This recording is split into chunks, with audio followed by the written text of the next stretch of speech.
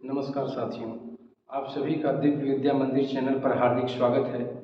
आज हम लेकर आए हैं आप लोगों के बीच में एक बहुत सफल और बड़े यशस्वी नाटककार हैं सुरेंद्र वर्मा। सुरेंद्र वर्मा का जन्म जो है 1941 ईस्वी में झांसी में हुआ था। झांसी में 1941 ईस्वी में सुरेंद्र वर्मा का जन्म हुआ था। इनके विषय में आपको बता दें, इन्हें साहित्य अकादमी पुरस्कार से सम्मानित किया गया। इनका एक उपन्यास था मुझे चाँद चाहिए, तो मुझे चाँद चाहिए भी इन्हें साहित्य अकादमी पुरस्कार प्राप्त है। इनका जो आज का टॉपिक है हमारा है आठवां सर्ग। आठवां सर्ग ये नाटक है, इनका एक सफल नाटक है। इसकी रचना ये 1976 ईस्वी में करते हैं। ये एक ऐतिहासिक नाटक है। अगर इसको आठवें सर्ग को हम आधार बनाते हैं, देखिए इसके पहले इन्होंने जो नाटक लिखा है, इनका पहला नाटक है द्रौपदी। ये है, उसके बाद सेतुबंध है। ये जो है एक संस्कृत में बहुत बड़े नाटककार थे प्रवर सेन, तो उन्हीं का आधार बनाकर ये सेतुबंध लिखे हैं। प्रवर सेन ने भी सेतुबंध लिखा है। इसके बाद एक नायक, खलनायक और विदूषक ये एक नाटक है। नायक, खलनायक और विदूषक, सेतुबंध और द्रौपदी से इन्हें एक अलग पहचान मिलती है। तो द्रौपदी नाटक इन्होंने 1972 ईस्वी में लिखा था। 1972 ईस्वी में ये लिखते हैं और इन्हें द्रौपदी से इतनी ख्याति मिली कि इतने उत्साहित हुए कि उसी वर्ष 1972 में सेतुबंध भी लिख डाले और नायक, खलनायक, विदूषक भी लिखे। नायक, खलनायक, विदूषक माने ये इसमें जो है कालिदास के एक नाटक है अभिज्ञान शाकुंतलम। तो कव्य ऋषि के आश्रम में शकुंतला को देख करके दुष्यंत को जब प्रेम जागृत हुआ, तो उस समय वो नायक की भूमिका में थे। और जब वे शकुंतला को भूल जाते हैं तो खलनायक की भूमिका में आ जाते हैं। और बाद में फिर जब शकुंतला से याचना करते हैं तो विदूषक की माने दुष्यंत, जो इसका नायक है दुष्यंत, वो नायक है, खलनायक भी है और विदूषक भी है। ये तीन नाटक इन्होंने 1972 ईस्वी में ही लिखा। उसके बाद 1975 में इन्होंने एक नाटक लिखा, सूर्य की अंतिम किरण से सूर्य की पहली किरण तक। ये नाटक 1975 में ये लिखे हैं। 1975 में सूर्य की अंतिम किरण से लेकर सूर्य की पहली तक। इसके बाद 76 में इन्होंने आठवां सर्ग लिखा है। 76 में इन्होंने आठवां सर्ग लिखा है। उसके बाद 76 के बाद फिर लिखते हैं छोटे सैयद और बड़े सैयद।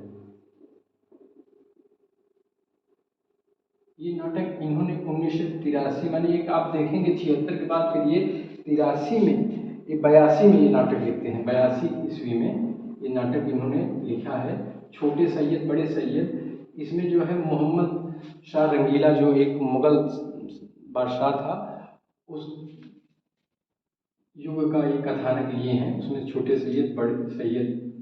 इसके बाद एक दूनी एक लिखते हैं, एक दूनी एक।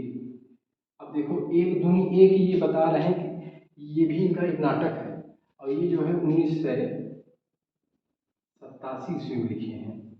इसका सन आप लोग इसलिए मैं नोट कर रहा हूँ क्योंकि कभी कभी नेट की परीक्षा में क्रम पूछ देता है, नाटकों का क्रम। सुरेंद्र वर्मा के नाटकों का क्रम बताइए, 4 ऑप्शन रहेगा, तो इसलिए थोड़ा सन भी आप लोग याद करते रहिए।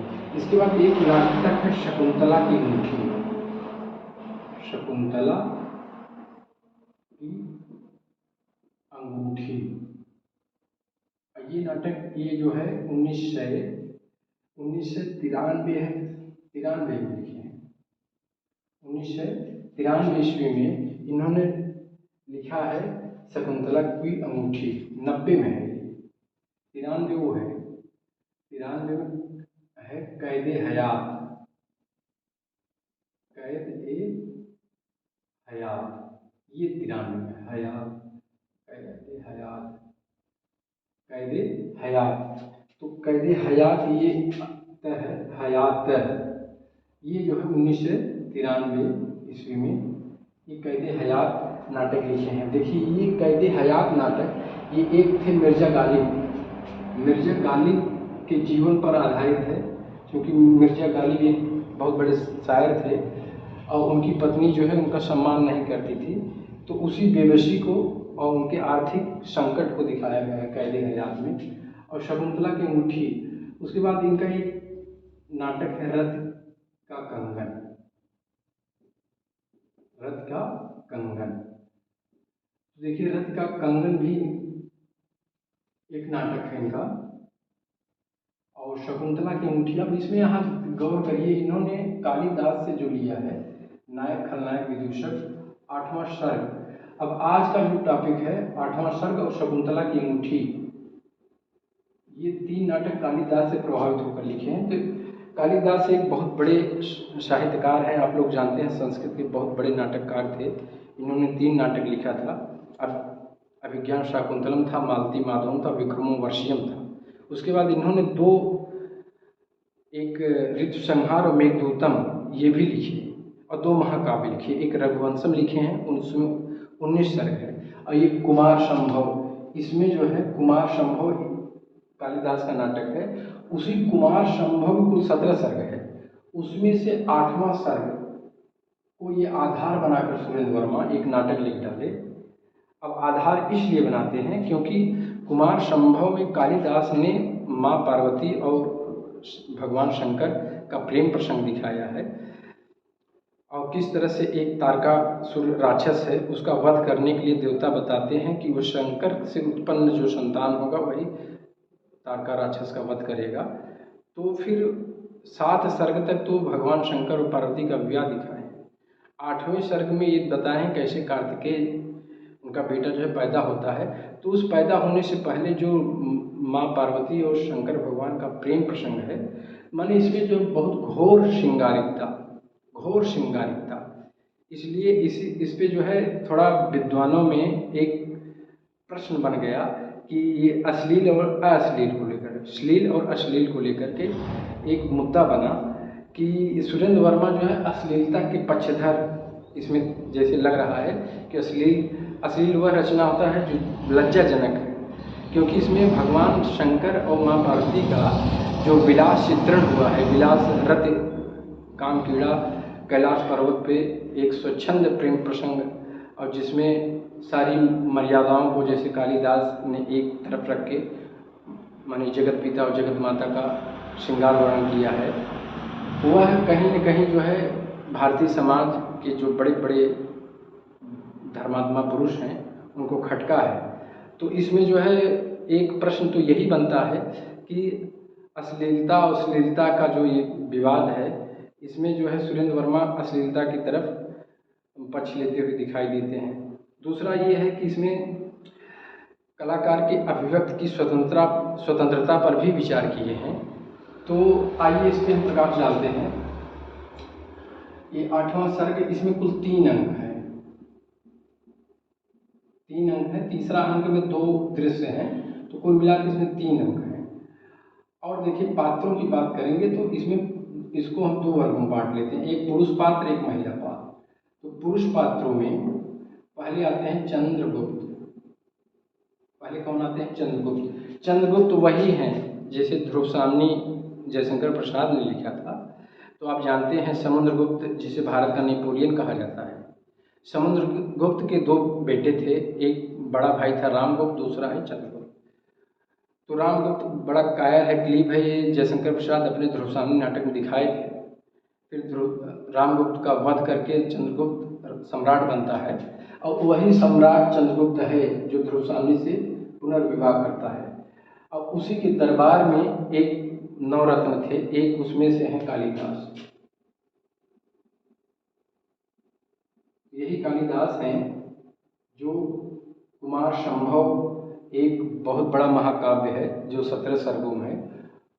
वो लिखते हैं, किसके दरबार में लिखते हैं? चंद्रगुप्त के दरबार में। चंद्रगुप्त जो है उसमें उज्जैन वहाँ की राजधानी थी। चंद्रगुप्त की राजधानी थी उज्जैन। उज्जैन मध्य प्रदेश में है और क्षिप्रा नदी बहती है, क्षिप्रा नदी के किनारे है उज्जैन शहर। और आज भी वहाँ एक महाकालेश्वर मंदिर है। महाकालेश्वर मंदिर भगवान शिव का है। और मतलब उज्जैन के लोग जो है शैव मतावलंबी थे, भगवान शंकर के पुजारी थे। तीसरा पात्र है कीर्ति भट्ट। कीर्ति भट्ट जो है कालिदास का सेवक है। यह कालिदास की सेवा करता है। कालिदास एक मामूली कवि नहीं, अपने जमाने के एक ख्याति प्रसिद्ध कवि और नाटककार हैं। तो उनकी सेवा के लिए एक कीर्ति भट्ट है। इसका चरित्र जो है सेवक का है और साथ साथ ये विदूषक की भूमिका में भी आता है। विदूषक की भूमिका में भी सुरेंद्र वर्मा ने इसे रखने का प्रयास किया है। उसके बाद एक पात्र है सौमित्र। ये पुरुष पात्रों में एक पात्र है सौमित्र, ये कालिदास का मित्र है। और उसके बाद एक है धर्माध्यक्ष। धर्माध्यक्ष ये अगर इसे ध्यान देंगे तो इसमें जो है धर्म के अध्यक्ष है, माने एक हिसाब से पद है, लेकिन अब इसी पद को नामकरण कर दिया गया है धर्माध्यक्ष। अगर महिला पात्रों में हम विचार करें तो पुरुष पात्रों की संख्या कितनी है? 1 2 3 4 और 5। अब महिला पात्रों की गणना करते हैं। इसमें है प्रियंगु मंजरी। ये है प्रियंगु मंजरी। ये प्रियंगु मंजरी कालिदास की पत्नी है। हालांकि वैसे तो कालिदास की पत्नी हम लोग साहित्य में पढ़े विद्योत्तमा को, लेकिन इस 8वां सर्ग में प्रियंगु मंजरी को ही कालिदास की पत्नी दिखाया गया है। और इनकी 2 सेविकाएं हैं, एक प्रियंवदा है और दूसरी है अनसुईया। तो ये दोनों जो है सेविका हैं, मतलब परिचारिकाएं हैं। इसकी सेविका है प्रियंगु मंजरी की। यही कुल इतने पात्र हैं। माने अगर नाटक की दृष्टि से विचार करेंगे तो 8 पात्र इसमें हैं। 8 पात्र हैं। अब देखिए कालिदास 7 सर्ग लिख चुके थे। उसके बाद प्रियंगु मंजरी से इनका विवाह होता है। जब विवाह होता है तब ये 8वां सर्ग लिखते हैं। अब अपने विवाह के अनुभव को ही भगवान शंकर और माँ पार्वती के श्रृंगार वर्णन से जोड़े हैं। और इसमें घोर श्रृंगारिकता के नाते, क्योंकि सम्राट चंद्रगुप्त की नवरत्नों में है। एक दिन चंद्रगुप्त सम्राट जो है उज्जैन की सभा में ये घोषणा करते हैं कि इस बार जब